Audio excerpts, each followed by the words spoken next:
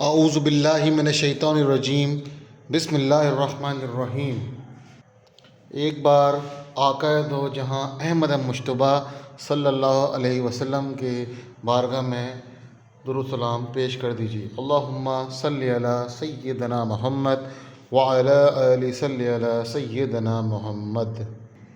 अस्सलामु अलैकुम students of Pakistan and students of the whole world. मेरा नाम इंजीनियर सैम अली खत्री है और आज मैं आपके पास अपनी फ़िज़िक्स लेक्चर सीरीज़ का नेक्स्ट लेक्चर लेकर हाज़िर हुआ हूँ।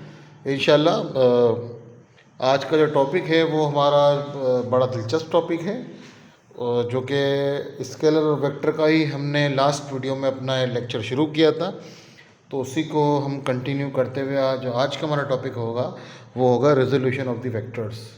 मैं उसी उम्मीद के साथ कि आप मेरे लेक्चर को भरपूर तरीके से सुनेंगे, अच्छे कमेंट्स देंगे और ये लेक्चर हर क्लास लेवल के लिए है, चाहे वो बच्चा यानी कि वो जो स्टूडेंट है वो चाहे वो 9th क्लास में पढ़ रहा हो या वो स्टूडेंट मैट्रिक में हो, फर्स्ट ईयर में हो, इंटर में हो और ख्वाह वो किसी भी बोर्ड से उसका ताल्लुक़ हो, चाहे वो हैदराबाद बोर्ड से हो, कराची बोर्ड से हो, सक्कर बोर्ड से हो, मीरपुर गाज़ बोर्ड से उसका ताल्लुक़ हो।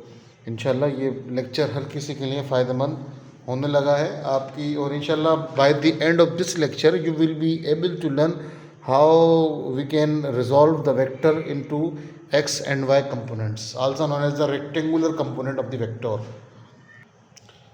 Now, starting from the resolution of the vector, यहाँ पर इसकी जो रेजोल्यूशन ऑफ द वेक्टर है इसकी सिंपल डेफिनेशन लिखी हुई है। जैसा कि मैंने अपने अर्ली लेक्चर्स में बताया था कि जी मैं फ़िज़िक्स का थोड़ा डिफरेंट टाइप का लेक्चरर हूँ। मेरी कोशिश ये होती है कि जितना ज़्यादा इजी करके स्टूडेंट्स को पढ़ाया जाए, बस मेन टारगेट मेरा ये होता है कि किसी तरीके से स्टूडेंट को कोर कॉन्सेप्ट जो है वो समझ में आ जाए। तो इसी सिलसिले में मैं फिर बहुत ज़्यादा रफ़ एंड ईजी लैंग्वेज को यूज़ कर रहा होता हूँ, तो इसलिए तो अगर कोई गलती हो जाए तो प्लीज़ आप लोग माफ़ फरमा दीजिएगा। Subscribe. Okay. A process of splitting a vector into its mutually perpendicular components are along x-axis and other along y-axis is called resolution of the vector। जी, अब इसमें सिंपल है, एक ऐसा प्रोसेस जिसमें हम मेन वेक्टर को उसके एक्स और वाई कंपोनेंट में ब्रेक करते हैं। जैसे कि आप यहाँ पर ब्लैक मार्कर से जो एक्सिस ड्रॉ की गई हैं, हमारे पास वैसे तो थ्री डायमेंशन के हिसाब से 3 एक्सिस होती हैं, लेकिन यहाँ पर हमने क्योंकि वेक्टर को रिजॉल्व करना है into x and y component, तो हमने यहाँ पर सिर्फ एक तो वर्टिकली आप देख सकते हैं ये वाई एक्सिस लिए और हॉरिजॉन्टली हमने यहाँ पर आप देख सकते हैं कि एक्स एक्सिस को यहाँ पर हमने लिया है। ब्लू मार्कर से इसमें एक लाइन ड्रॉ की गई है जो कि ए वेक्टर है, ये ए वेक्टर को प्रेजेंट कर रहा है, ठीक है। तो उसके बाद इसमें आप बहुत सारी चीज़ें देख रहे होंगे कि यहाँ पर हमने यानी कि ए वेक्टर का जो शेडो है वो आपका इस तरफ, फॉर एग्ज़ाम्पल अगर कोई लाइट हम इस पॉइंट से ऊपर की तरफ यानी इधर से हम कोई लाइट यहाँ पे मारें, यहाँ पर कोई लाइट रख देते हैं तो उसका जो यानी कि जब लाइट इस वेक्टर पे पड़ेगी तो उसका shadow along the x axis यहाँ पर बनेगा, ठीक हो गया। इसी तरीके से अगर हम किसी लाइट को इस पॉइंट से, ये वाले पॉइंट से इस तरफ लाइट दें तो इसका इस वाले वेक्टर का जो शेडो बनेगा वो बनेगा आपका ए वाई, ठीक है। ये आपका शेडो इस तरफ बनेगा, ठीक है। फिर हमने क्या करा, यहाँ पर जब ये एक शेडो यहाँ पर बन गया, एक शेडो जो है वो इस तरफ बन चुका है, तो हमने क्या करा, यहाँ पर एक लाइन इस तरीके से ड्रॉ करी और एक लाइन हमने इस तरीके से ड्रॉ करी। तो आप देख सकते हैं यहाँ पर ये कंप्लीट एक राइट एंगल ट्रायंगल बन चुका है। यहाँ पर इसका एंगल जो है ना ये 45 डिग्री का एंगल, सॉरी यहाँ पर ये 90 डिग्री का एंगल इस पॉइंट के ऊपर बना रहा है, इस पॉइंट के ऊपर ये आपका 90 डिग्री का एंगल बना रहा है, यानी ये चीज़। तो ये जाहिर होता है कि हम राइट एंगल ट्रायंगल बोलते ही उस ट्रायंगल को जिसका एक एंगल 90 डिग्री हो। लेट्स गो अवे, हम आगे चलते हैं मज़ीद, फिर आपको डिस्कस करते हैं। लेकिन आमतौर पर अभी समझ लें कि रिजोल्यूशन ऑफ द वेक्टर से मुराद ये है कि वेक्टर को उसके कंपोनेंट्स में ब्रेक करना। जैसे कि फिर से पढ़ दूँ मैं, a process of splitting a vector into its mutually perpendicular components. अब होता क्या है, देखें ना, ये परपेंडिकुलर है कंपोनेंट्स, म्यूचुअली परपेंडिकुलर है। यानी ए वाई का जो कंपोनेंट है वो ए एक्स का कंपोनेंट अपना परपेंडिकुलर है, और ए एक्स का जो कंपोनेंट है वो ए वाई के परपेंडिकुलर है। मीन्स ए एक्स और ए वाई जो दोनों कंपोनेंट्स हैं वो एक दूसरे के क्या हैं, यहाँ पर आप देख सकते हैं कि परपेंडिकुलर है। ठीक है। नॉर्मली फोर्स का इफेक्ट एक्स डायरेक्शन में कितना है, वाई डायरेक्शन में कितना है, इसको कैलकुलेट करने के लिए हम क्या करते हैं, वेक्टर्स को रिजॉल्व करते हैं। नाउ हमें force a along x axis की का जो है वो इफ़ेक्ट अगर मालूम करना है तो उसका हमें सबसे पहले फार्मूला निकालना पड़ेगा। हमने उसी, यानी जो फिगर अभी आपको ऊपर दिखाई गई थी, ये वाली पिक्चर जो आपको दिखाई गई थी, हम इसमें देख सकते हैं कि इसमें बाकायदा तौर पे ये पूरा एक ट्रायंगल, राइट एंगल ट्रायंगल आपको यहाँ पर एक नज़र आ रहा है। तो हम क्या करते हैं, इस ट्रायंगल को हम यहाँ से पिक कर लेते हैं। पिक कर ली हमने, उसके बाद ये ट्रायंगल हमने जब पिक कर लिया तो ये देख लें वही जो ये ए वाई है, ये आपका ए एक्स है, यानी a along Y axis, a along x axis. हमारे पास मैथमेटिक्स में जो ट्रिग्नोमेट्री के फार्मूलाज हैं उसमें एक फार्मूला हमारे पास ये भी है कि cos of theta is equal to the base upon hypotenuse. But keep in mind, हम जब एक्स के अलोंग फोर्स को कैलकुलेट करते हैं तो एक्स एक्सिस के लिए हमेशा से कॉज ऑफ थीटा जो है वो इस्तेमाल किया जाता है। ठीक है। तो cos theta is equal to base upon hypotenuse. अब इस फिगर में आप देखें, यहाँ पर जो बेस है वो आपकी ए एक्स है। ठीक है। आपने क्या करा, जहाँ पर बेस था वहाँ पर आपने ए एक्स पुट कर दिया, और जब बात की गई हाइपोटेन्यूज की तो हाइपोटेन्यूज बेसिकली ये पॉइंट आपका हाइपोटेन्यूज कहलाता है। ठीक है जी। ट्रायंगल के राइट एंगल ट्रायंगल कहते हैं एतबार से ये वाला जो पॉइंट होगा ये आपका कहलाएगा हाइपोटेन्यूज एच। ठीक है। और ये वाला जो पॉइंट होगा आपका ये कहलाएगा पी फॉर परपेंडिकुलर, और ये वाला पॉइंट कहलाएगा आपका बी फॉर बेस। तो बेस में आपका यानी ए एक्स है, तो हमने यहाँ ए एक्स पुट किया, और हाइपोटेन्यूज जो कि ए है, एच मतलब एच इज़ द हाइपोटेन्यूज, और ए यहाँ पर ए वेक्टर है तो हमने यहाँ पर ए पुट कर दिया। क्योंकि हमें ए एक्स फाइंड करना था तो ए यहाँ पर क्या हो रहा है, डिवाइड, इधर जाके मल्टीप्लाई करेगा, तो ए एक्स यानी effect of a along the x axis is equal to a into cos of theta.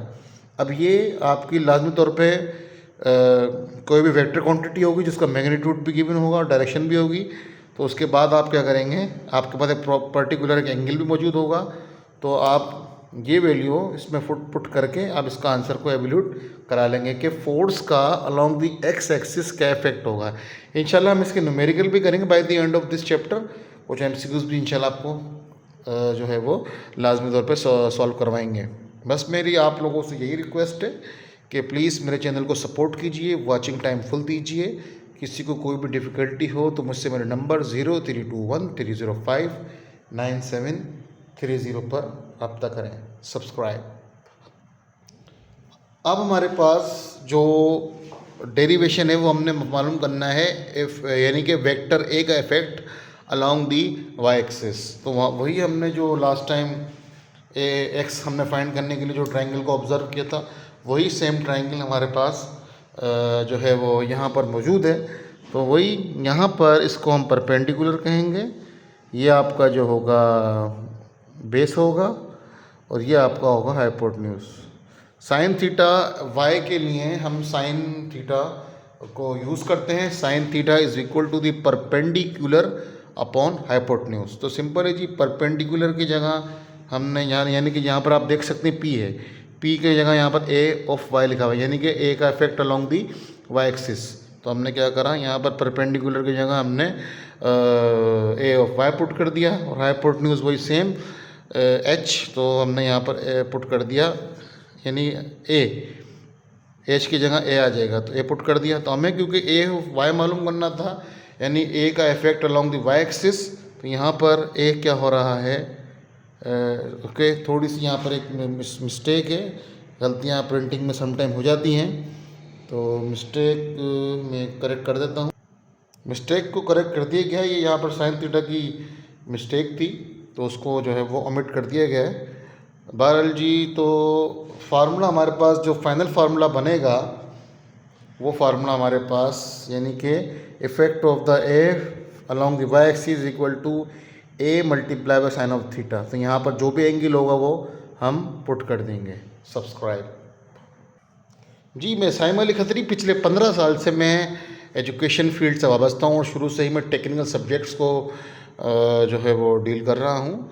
तो प्लीज़ सपोर्ट कीजिए मुझे, और अगर किसी को इंट्री टेस्ट पढ़ना हो तो मुझसे रब्ता कर सकता है, बिलखुसूस फिज़िक्स और मैथमेटिक्स में हमसे वो रब्ता कर सकता है। मेरे brother Abdullah Khatri, expert in mathematics, कितने स्टूडेंट्स उनकी वजह से आज मेहरान यूनिवर्सिटी, NED, दाऊद, इसके अलावा नस्ट, GI के, स्पेस इंस्टीट्यूट ऑफ टेक्नोलॉजी, मुख्तलिफ़ जगहों पे वो तालीम हासिल कर रहे हैं।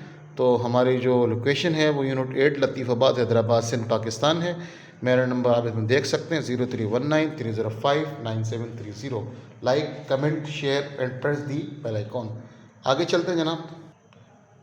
तो उसके बाद तो कुछ बुनियादी चीज़ें हैं जो जब हम वेक्टर्स के रेजोल्यूशन के बारे में पढ़ते हैं तो MCQs पॉइंट ऑफ व्यू से कुछ चीज़ें हमें पता होनी चाहिए, क्योंकि हम हर जगह पे ज़्यादा टाइम अपना वेस्ट नहीं करेंगे, क्योंकि एंट्री टेस्ट आप सब जानते हैं is the total time dependent game है। उसमें आपका टाइम जो होता है वो बहुत ज़्यादा इम्पोर्टेंट होता है। तो यहाँ पर दोबारा से एक्सिस को ड्रॉ किया गया है। ये आपकी जो ब्लैक थोड़ा राइटिंग मिस्टेक हुई है, तो ये वाई एक्सिस है, ये वर्टिकली, और ये आपकी एक्स एक्सिस है, और ब्लू से एक वेक्टर जो है वो इस पर ड्रॉ किया गया है।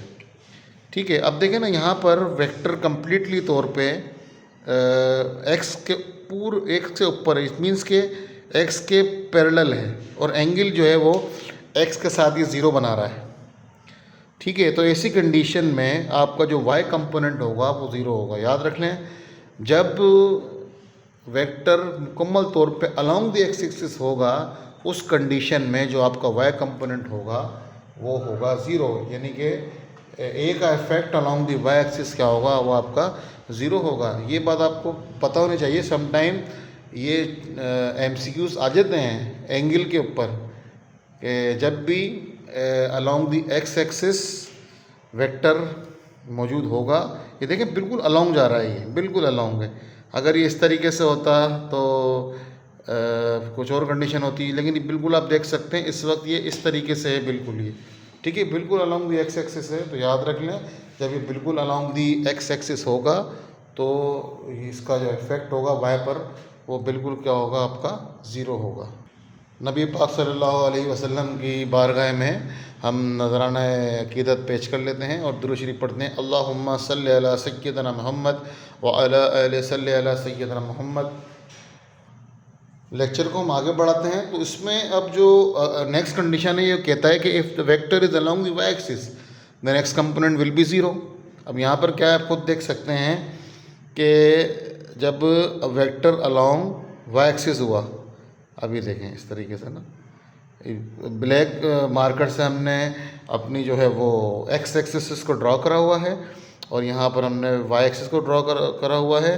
तो यह ब्लू आपको एक शेड यहाँ पे नज़र आ रहा होगा साथ में, ये देखें आप, ये एक ब्लू वेक्टर है जो कि एग्जैक्टली 90 डिग्री का एंगल बना रहा है। ठीक है, तो यानी कि अलोंग दी वाई एक्सिस है, आप खुद देख सकते हैं ये वेक्टर पूरा अलोंग दी वाई एक्सिस है। तो लाजमत है जब एक वेक्टर, जैसे पिछली कंडीशन में जब वो वेक्टर मुकम्मल तौर पे एक्स के अलोंग था तो वहाँ पर वाई का जो कंपोनेंट था वो आपका था क्या, बिल्कुल ज़ीरो था। तो यहाँ पर आप देख सकते हैं कि वो बिल्कुल जो आपका जो वेक्टर है वो एग्जैक्टली जो है वो अलोंग दी वाई है तो यहाँ पर आपका जो एक्स कंपोनेंट होगा यानी कि ए का effect along the x axis लाजमी तौर पर क्या होगा, ज़ीरो।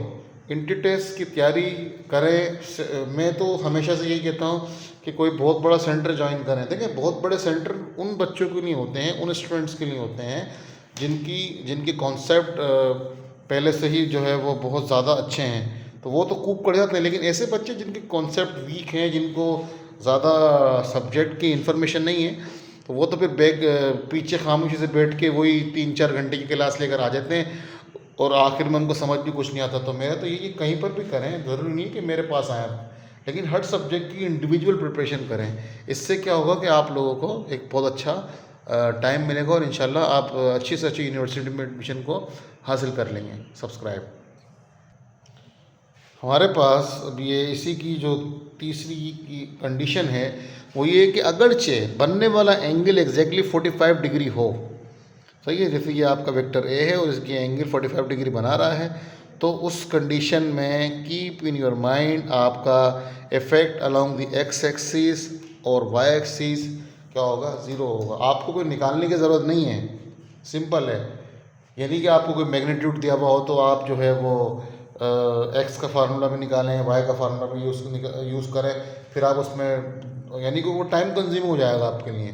तो आपने सिंपल देख लिया, आपको एक अदद मैग्नीट्यूड दिया गया है और साथ में जो है वो क्या बोलते हैं मैग्नीट्यूड दिया गया है और साथ में एंगल अगर 45 डिग्री है तो आप बस देख लें कि जो आपका आंसर होगा वो बिल्कुल सेम होगा, यानी जो वैल्यू हो एक्स की आएगी वही वैल्यू आपकी ए वाई की आएगी। तो इसमें आप देख सकते हैं कि क्लियर कट इसमें लिखा हुआ है कि अगरचे एंगल 45 डिग्री का होगा तो ए एक्स आपका बराबर होगा ए वाई का, यानी कि effect of vector a along the x axis should be equal to the effect of force along the x axis. Subscribe.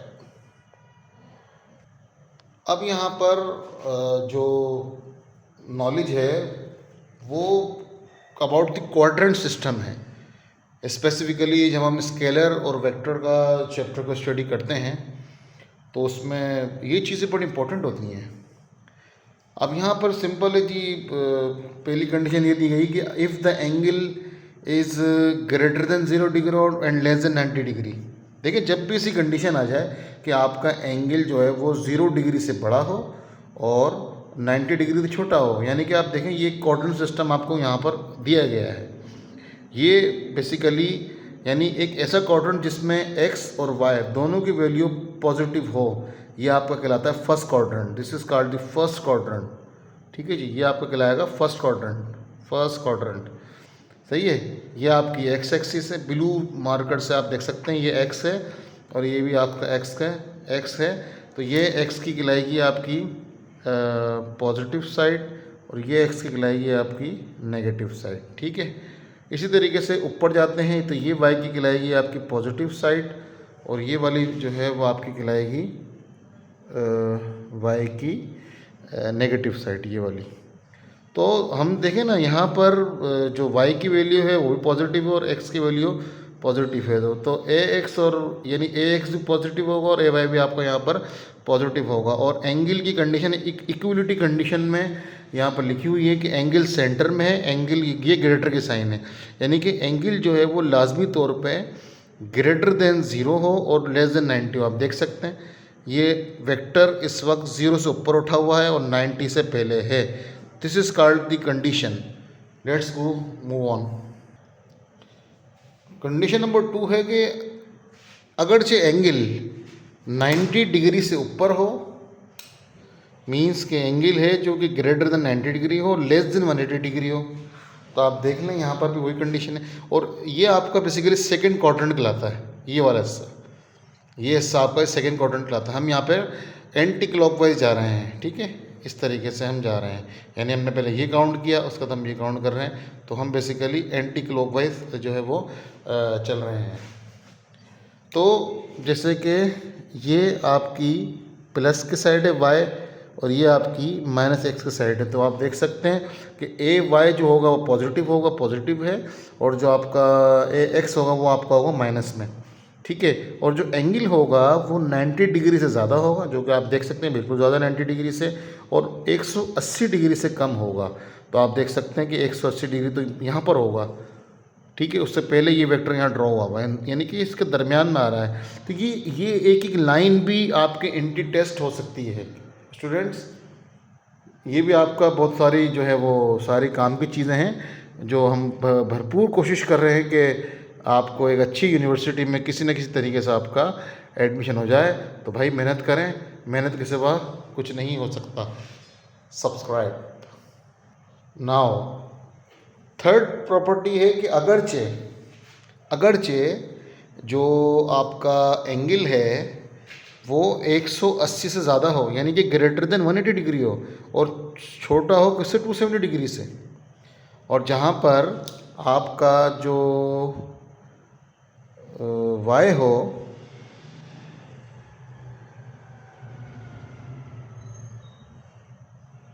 x और y दोनों जो हैं वो आपके यानी कि x और y दोनों जो हैं वो आपके नेगेटिव हों, यानी कि ये भी आपका नेगेटिव हो और ये भी आपका नेगेटिव हो।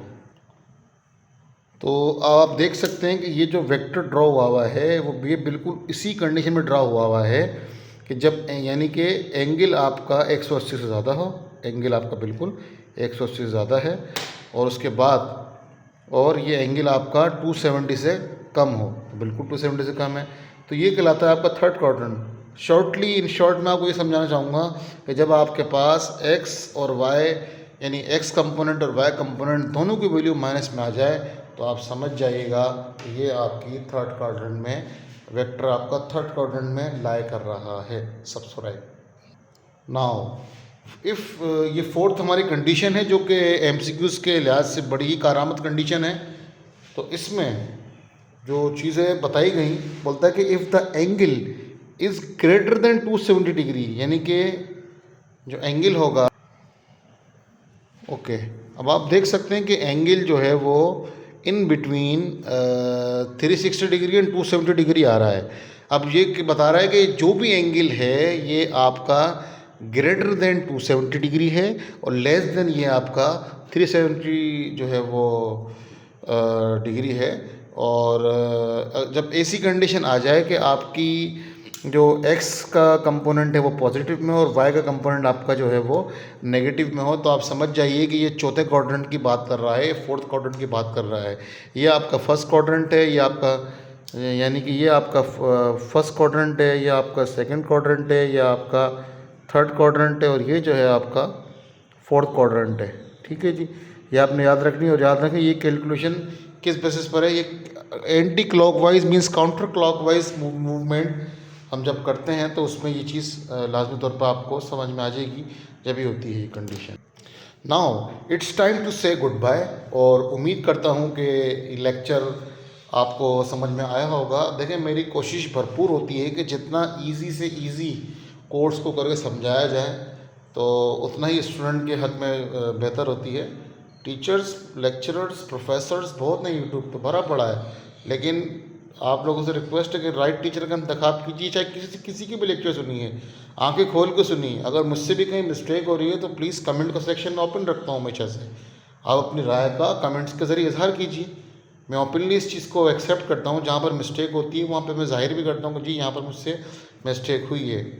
आप लोगों को बहुत शुक्रिया कि आप मेरी वीडियोज़ को जो है वो सपोर्ट कर रहे हैं। Please like, comment and subscribe. Thank you.